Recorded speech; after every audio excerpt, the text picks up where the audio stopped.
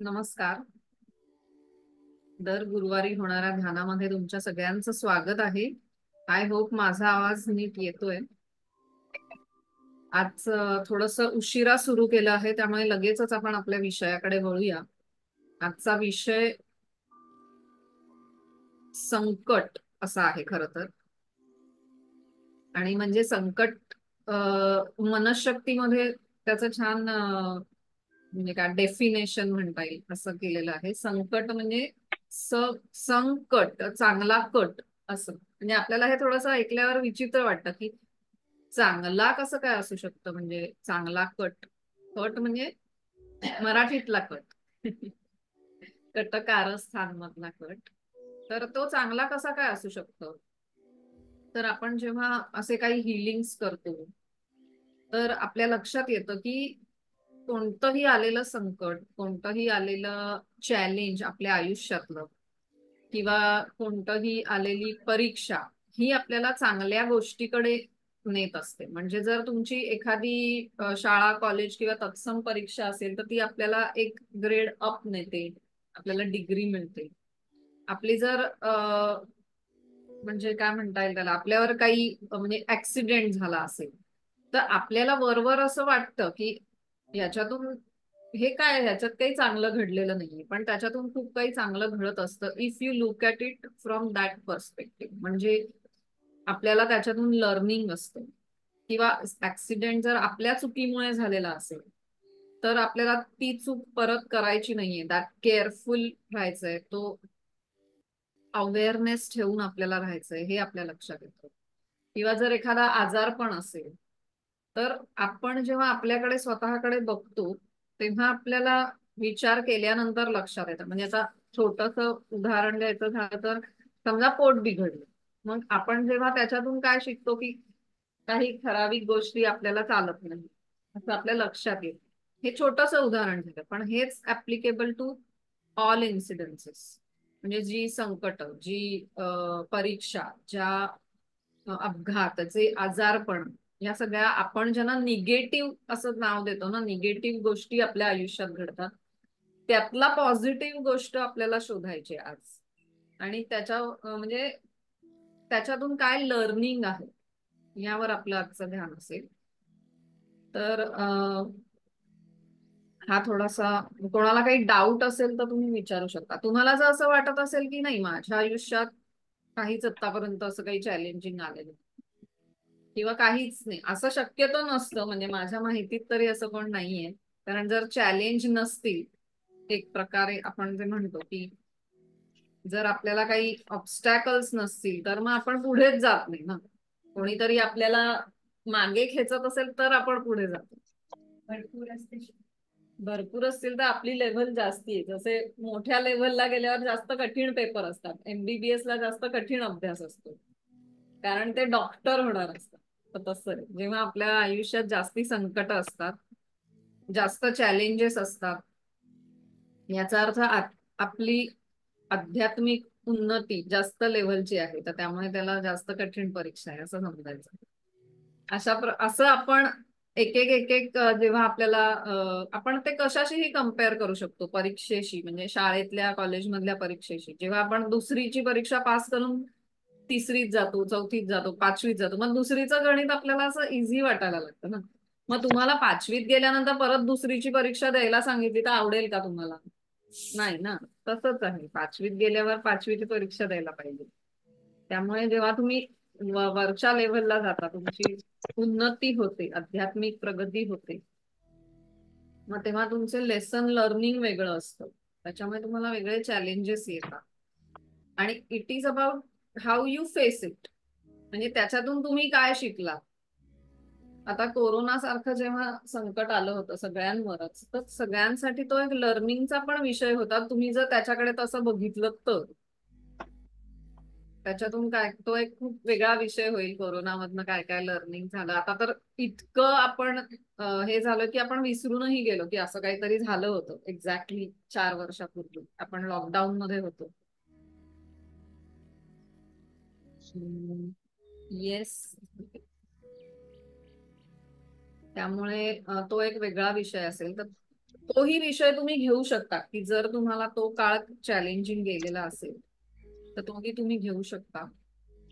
कोणाला काही शंका असेल तर विचारा, नाही तर आपण सुरू करूया. कारण ऑलरेडीच उशिरा सुरू केले. कोणाला असं आहे का की माझ्या आयुष्यात काही संकटच आलं नाही, काही परीक्षाच दिली नाही किंवा काही चॅलेंजिंग सिच्युएशन आली नाही, असं कोणी आहे का? सुखी माणसाचा सदरा असं म्हणून आपण त्याच्याकडनं सदरा घेऊ शकतो. किंवा कोणाला काही प्रश्न असेल तर विचारा.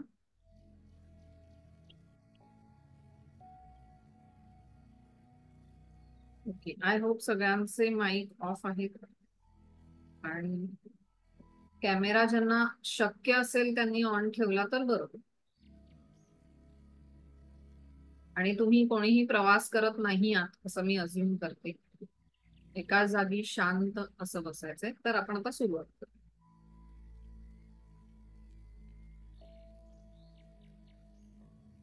हाताची घडी नाही घालायची, हात मोकळे ठेवायचे आहेत. पायाची मांडी घातलेली असेल तर चालेल, नाहीतर पाय क्रॉस नाही ठेवायचे, सरळ ठेवायचे. पाय सोडून बसलात तरी चालेल. ध्यान चालू असताना तुम्हाला जर काही आखडल्यासारखं वाटलं, पाय मांडी घालून बसलात आणि तुम्हाला जर मोकळे करावे असं वाटलं तरी काही हरकत नाही. नाहीतर आपलं लक्ष तिकडे जातं आणि आपण जे ध्यान करतोय तिकडचं लक्ष विचलित होतं. म्हणून जेवढं आपल्याला रिलॅक्स बसता येईल तेवढं बसा.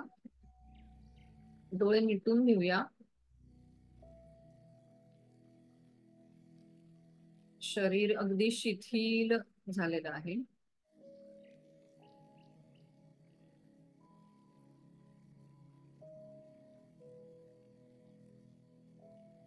दीर्घ श्वासोश्वास चालू आहे.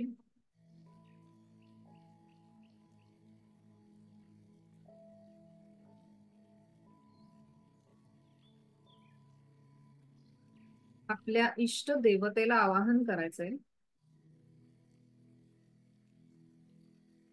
आपल्या आवडत्या देवतेला किंवा कोणी गुरु मास्टर्स असतील त्यांना आवाहन करायचंय आणि त्यांना सांगायचंय की आजच्या ध्यानामधून तुमचा जो संकल्प असेल तो सांगा, किंवा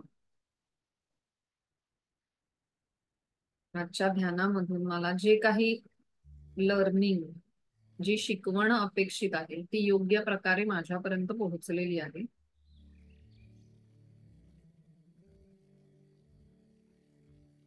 त्यासाठी तुमचे मदत, मार्गदर्शन आणि प्रोटेक्शन माझ्या बरोबर असू दे.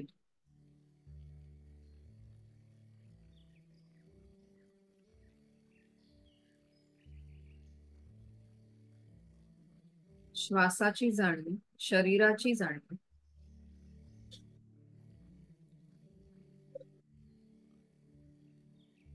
श्वास आता आपल्याला हळूहळू थोडस मागे घेऊन जातोय. जेव्हा आपल्यावर खूप मोठं संकट आलं होतं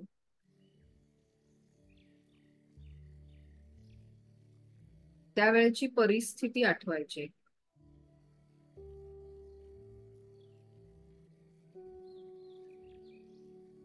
त्या प्रसंगामध्ये जायचंय आणि ते संकट, तो प्रसंग पुन्हा एकदा जगायचा आहे. पण आता या वेळेला त्याचा दृष्टिकोन बदललेला असतो. कदाचित त्या संकटाच्या आठवणीने तुमच्या शरीरावर काही संवेदना जाणवू शकतील. त्यांचं निरीक्षण करायचं.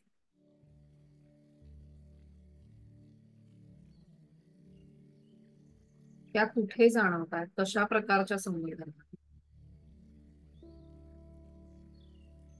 त्यांचं फक्त निरीक्षण करायचंय.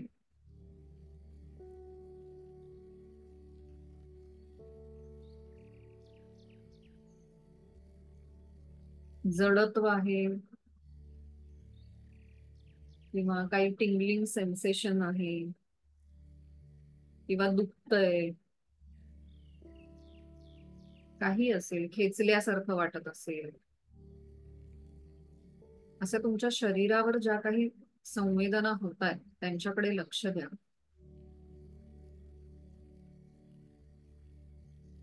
याच वेळी तुम्ही त्या प्रसंगात सुद्धा आहात. तो प्रसंग तुमच्या समोर एखादा सिनेमा पाहावा त्याप्रमाणे घडतो आणि तो बघत असतानाच शरीरावर होणाऱ्या संवेदनांकडे तुम्ही लक्ष देताय.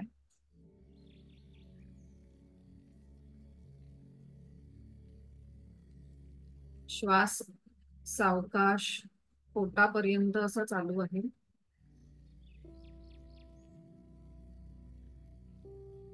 त्या प्रसंगाकडे बघत असतानाच साक्षी भावाने हे पण ऑब्झर्व करायचंय की याच्यातून माझं काय लर्निंग आहे, मला याच्यातून काय शिकायला मिळालं.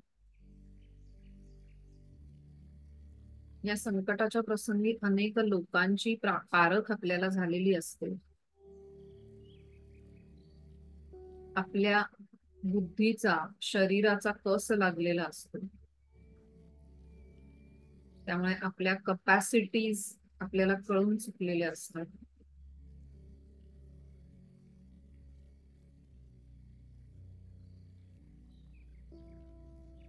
हे अशा प्रकारचं लर्निंग असेल किंवा अजून काही लर्निंग असेल, त्या प्रसंगाकडे साक्षी भावाने बघितल्यावर, एका वेगळ्या दृष्टिकोनातून बघितल्यावर हे सगळं लर्निंग तुमच्या सिस्टीम मध्ये डाउनलोड होतं. आत्ता कदाचित तुम्हाला लक्षात येणार नाही की नक्की काय लर्निंग आहे. ते डाउनलोड झालेलं मॅटर आपण नंतर बघू शकतो. आता फक्त त्या प्रसंगाकडे बघून त्यातलं लर्निंग काय असा प्रश्न स्वतःलाच विचारायचा आहे.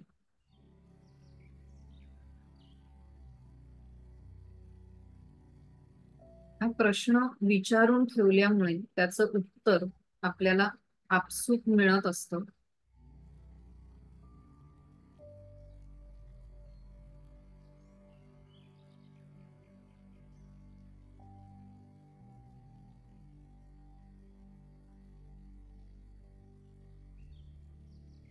आणि आता अशाच एका दुसऱ्या प्रसंगामध्ये आपल्याला जायचंय, जो आता या क्षणी तुमच्या समोर येईल. कदाचित वरवर बघता तुम्हाला ते संकट, ते चॅलेंज वाटणारही नाही. एखादा साधा प्रसंग वाटेल, पण त्यातून काहीतरी काहीतरी लर्निंग नक्की असेल. त्या प्रसंगात जायचंय.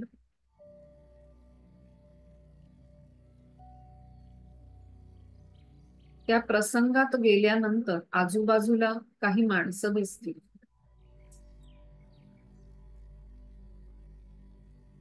काही घटनाक्रम आठवेल. स्वतःमध्ये झालेले बदल किंवा स्वतः केलेले विचार, वेगवेगळे विचार आपल्या मनात जे आले होते ते सुद्धा आठवू शकतात. त्यावेळी आपण असा विचार केला होता आणि या विचारात असतानाच आतून ही चूक घडली होती किंवा हे संकट आलं होतं.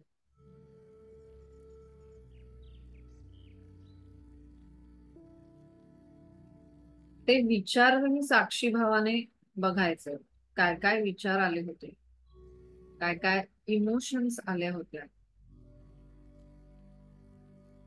कदाचित काही नको असलेले अनवॉन्टेड थॉट्स आपल्याला येऊ शकतात. त्यांना येऊ द्यायचं, त्यांना अजिबात थांबवायचं नाही. Just allow yourself. त्याही प्रसंगात शरीरावर तुम्हाला काही जाणीवा होती, त्यांच्याकडे सुद्धा साक्षी भावाने बघायचंय.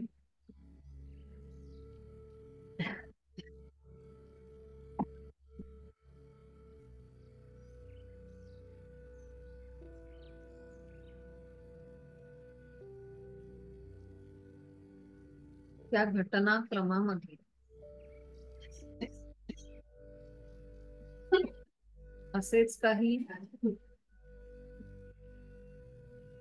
भावना बाहेर पडत असतील तर त्या पडू द्यायच्या.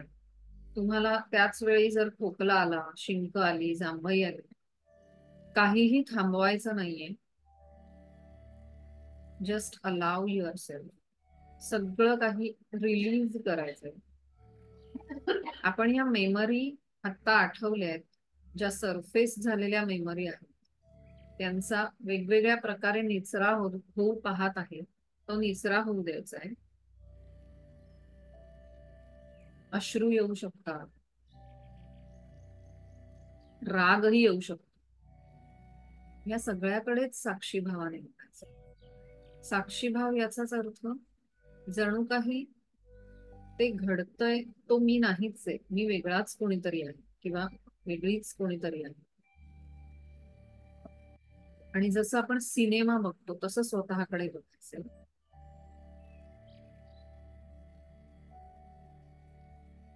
पोटापर्यंत श्वास येतोय आणि जातोय.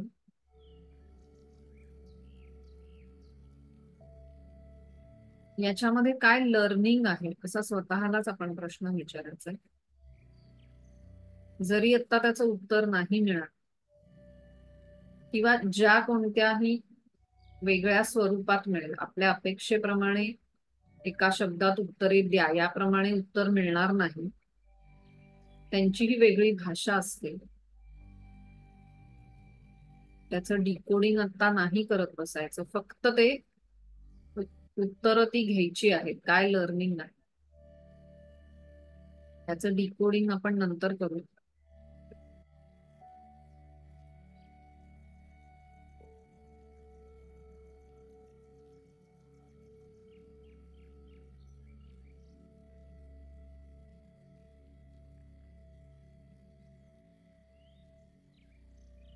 सावकाश श्वास येतोय जातोय. या श्वासाबरोबरच आपण अजून एका प्रसंगामध्ये पोहोचणार आहोत. कदाचित हा लहानपणाचा एखादा प्रसंग असू शकतो.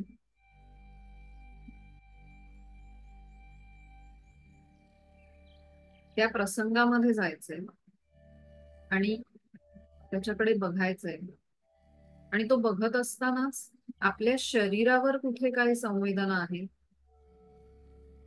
त्याही पुन्हा जगायच्या. बाहेर पडू द्यायचंय सगळं जे काही बाहेर पडू पाहतोय.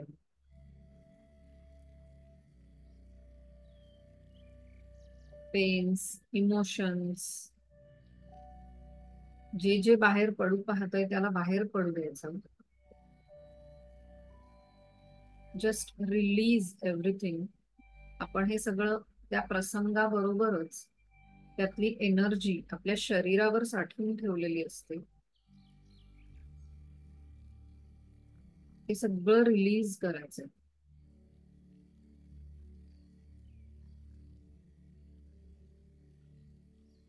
विशेषतः फिजिकल पेन्स आणि इमोशन्स हे अडकलेले असतात तिकडे. त्यावेळेला आपण कदाचित एक्सप्रेस करू शकलेलो नसतो. राग असेल कोणाच्याही बद्दल, दुःख असेल, गिल्ट असेल किंवा अजून काही असू शकतं, त्या प्रसंगामध्ये आपण बघायचंय हे काय काय घडतंय.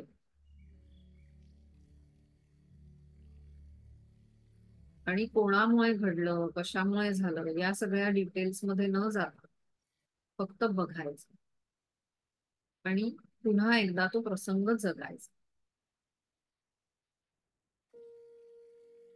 जसं बर्ड्स आय व्ह्यू असं म्हटल्यावर आपल्याला एक वेगळा दृष्टिकोन मिळतो, तसाच त्या प्रसंगातून आपल्याला एक वेगळा दृष्टिकोन मिळतो.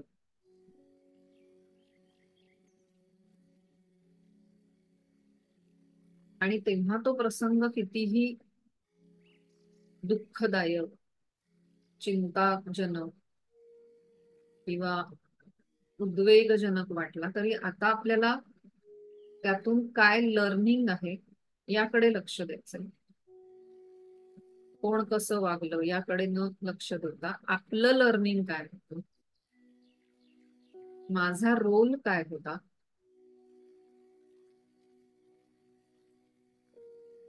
आणि त्यामुळे माझी कशा प्रकारे प्रगती झाली, असे काही प्रश्न त्याच्यावर विचारून ठेवायचे. त्याची उत्तरं आपल्याला या न त्या प्रकारे मिळत आहे.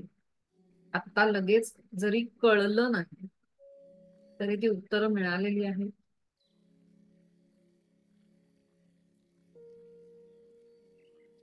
जितका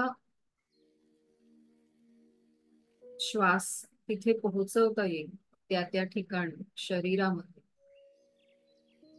जिथे तुम्हाला संवेदना जाणवतात तिकडे श्वास पोहोचवतो.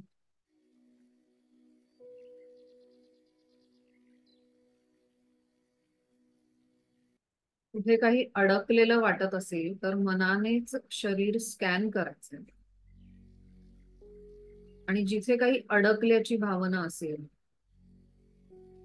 तिथे फक्त श्वास पोहोचवायचा आहे, प्राणशक्ती तिथे पोहोचवायची आणि ते सगळं अडकलेलं काढून टाकायचं. कारण आता आपण काही प्रसंग रिलीव्ह केलेले आहेत, प्रसंगामध्ये गेलेले आहोत. त्या प्रसंगामध्ये जी ऊर्जा आपण ब्लॉक करून ठेवली होती, आपल्या शरीरामध्ये कुठे ना कुठे साठवून ठेवली होती, ती आता बाहेर पडते.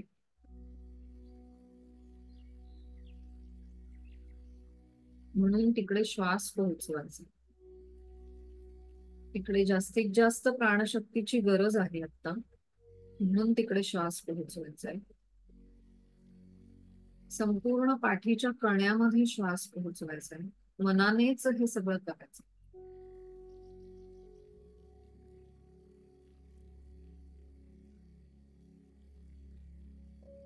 शरीरावर जिकडे जिकडे तुम्हाला संवेदना जाणवल्या होत्या तिकडे तिकडे त्या पोहोचवायचा आहे श्वास. डोक्यामध्ये श्वास पोहोचवा, मेंदूमध्ये, कपाळामध्ये, सायनसच्या पोकळ्यांमध्ये,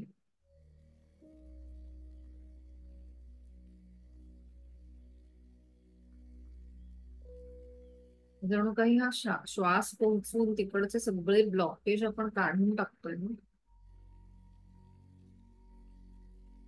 तसं तुम्हाला जिथे जिथे अजून वाटेल तिथे तिथे श्वास पोहोचवा. डोळ्यांमध्ये, नाकामध्ये, नाकामधूनच आपण जरी श्वास घेत असलो तरी मनाने तो नाकामध्ये पोहोचवायचा. जीभ,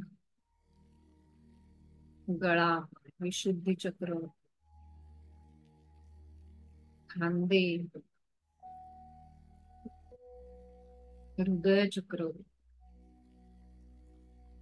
आणि नेव्हलच्या जागी भरपूर श्वास पोहोचवायचा. तिकडे आता खूप काही काम चालू आहे.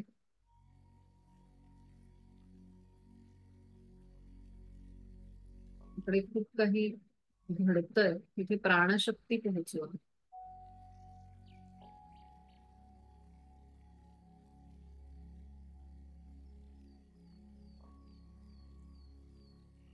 ज्या गुरु आणि मास्टर्सना आपण मगाशी बोलावलं होतं त्यांना सांगा, असे असे माझे अशा अशा अनेक संकटांना मी तोंड दिलंय, जे की त्यांना माहितीच आहे. तर त्यातली पॉझिटिव्ह बाजू माझ्यासाठी लर्निंग. जर तुम्हाला काही कळलं नसेल तर त्या मास्टर्सना विचारा आणि त्या मास्टर्सना सांगा, आवडत्या देवी देवतेला सांगा की आज झोपेमध्ये किंवा स्वप्नामधून मला या सगळ्या प्रश्नांची उत्तरं हवी आहेत.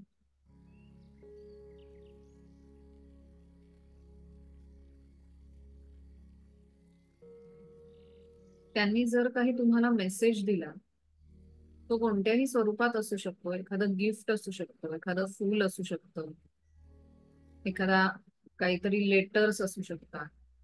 अशा कोणत्याही प्रकारे तुम्हाला मेसेज मिळेल तो फक्त घेऊन ठेवा आणि त्यांना खूप खूप धन्यवाद द्या. त्यांनी येऊन आपल्याला खूप मदत केली आहे, आपल्या लर्निंग मध्ये आपल्याला प्रोटेक्शन दिलेलं आहे.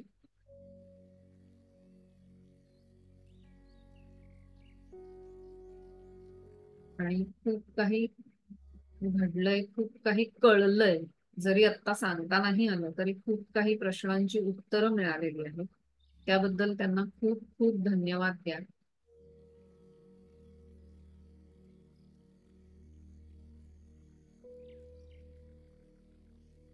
आपण आता एक ओंकार करणार आहोत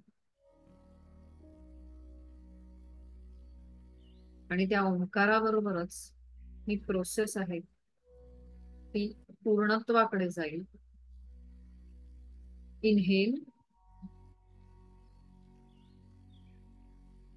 ओ.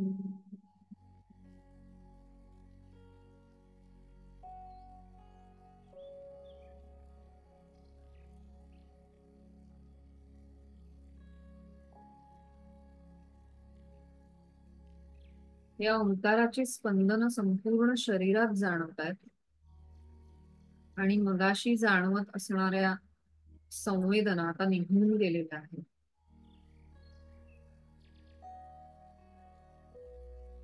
पोटापर्यंत 2 ते 3 दीर्घ श्वास घ्यायचे.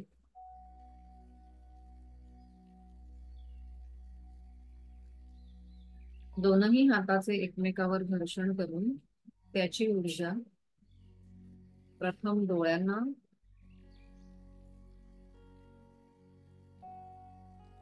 हृदय चक्राला, विशुद्धी चक्राला म्हणजेच गळ्याला आणि नाभी चक्राला देऊन संपूर्ण शरीरावरून हात फिरवायचा आहे. आणि जेव्हा तुम्हाला योग्य वाटेल तेव्हा डोळे उघडायला हरकत नाही. हरिओम. धन्यवाद. पाणी पिऊन घ्या.